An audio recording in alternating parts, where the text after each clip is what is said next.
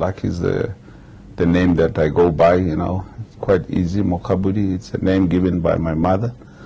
And I'm the CEO of ZACR.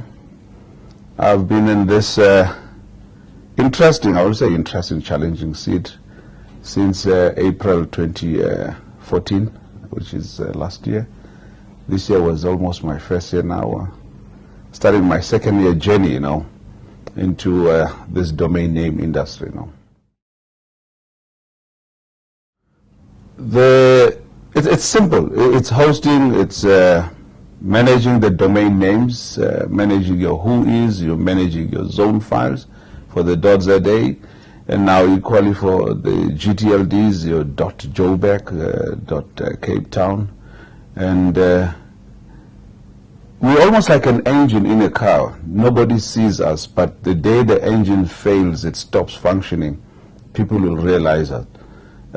We're an organization that's more in the background, ensuring that any service that has to do with domain name services, it ends up properly.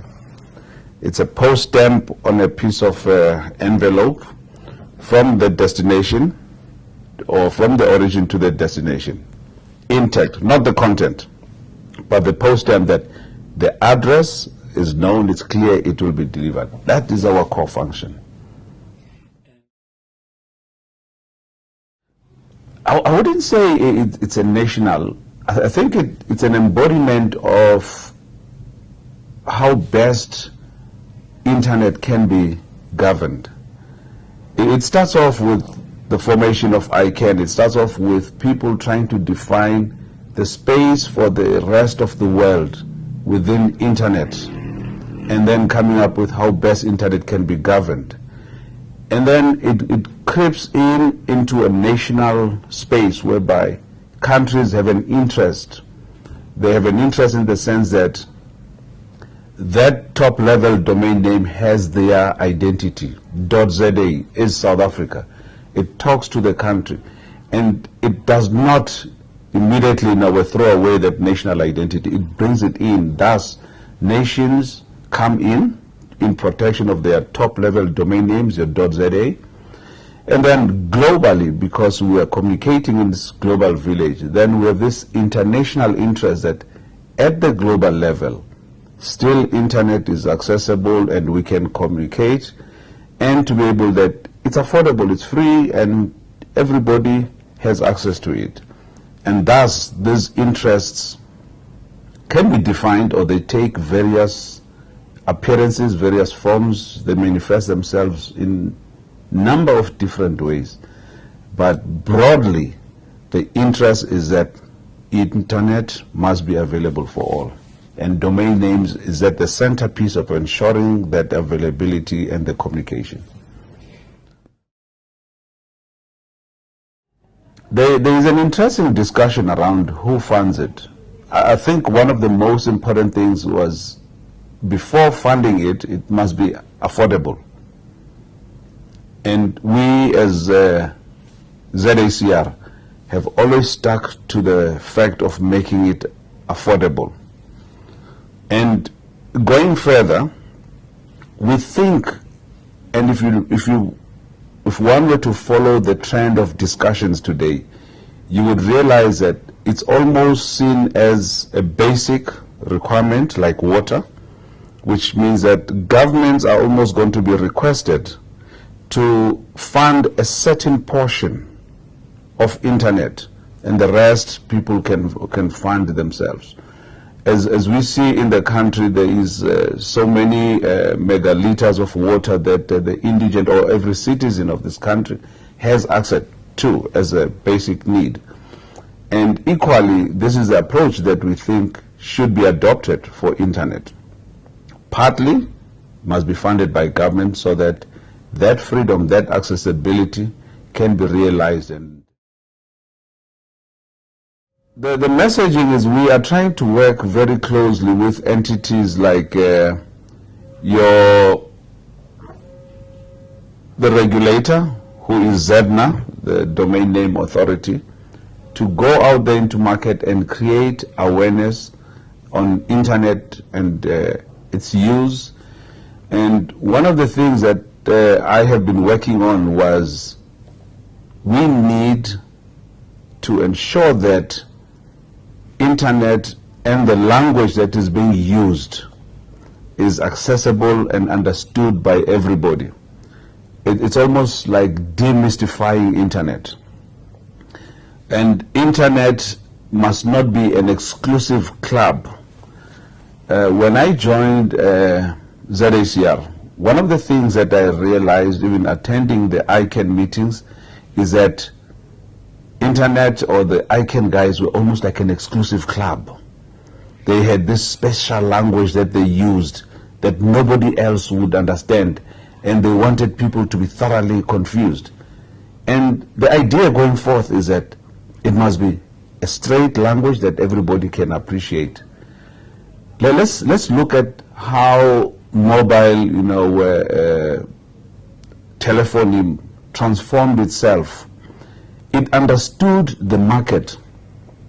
It understood that it was not fancy languages of IMSI, it was not fancy languages of HLR or fancy languages of air interface or any of those, but it was service to the people. It was communication at all times. It was reliability, sustainability, and affordability. And once that was understood to the people, that it enables me to communicate with the next person in the village, then everything was smooth sailing. And for us in this industry, we need to do the same. Again, one of the things that I have said, is that we probably are winking in the dark. For a good reason. We don't need to be in the forefront because we are almost like a back engine. We make things happen from the background. But we still have to be in the forefront in terms of creating awareness and creating the appetite by the end user to have domain names and to use and appreciate it. And we have that campaign. We are thinking of a campaign. How best can we make internet or domain names or email addresses available and accessible to the community broadly, And with the ISOCs, it almost gave us this global benchmark to understand how best internet and internet training, internet governance training can be brought into the community broadly, the community that was interested in internet or the drivers, the influencers of internet in the country, to ensure that they give support and guidance. So our relationship locally with the regulator as a registry is a very good relationship, and I think at times it scares me that we are too close, but it's fine. We can work, we can address issues properly, timeously. They demand reports on us regularly, monthly, we're on the network performance, ISOC training support mechanisms, working with structures on the multi-stakeholder, levels to bring in communities to participate in internet and appreciate and start feeding from internet. So we're quite glad that we are spreading our tentacles very broadly. Now, then the third leg being the registrars. The registrars for us are the engine of our business. They market our business. They are the ones who are in the forefront. They are the ones who interface with our customers. They are the ones who onboard our customers onto the database, into who is. They are the ones who give them the support. We manage the database. So they become this face into our customers. So whatever they do and say is critical for us. It reflects on us to a large extent. So it becomes very important for us that we establish this strong relationship with the registrars and also give them support. So if there is any change in terms of policy or change in technologies, we ensure that that is passed on to them. They are the first. They must be the custodians. At times it's good for a general to know how to use the latest weapon. But it's even better for the soldier to know how to use it and operate it. And this is the thing. They are our soldiers in the field. The word of mouth is still powerful.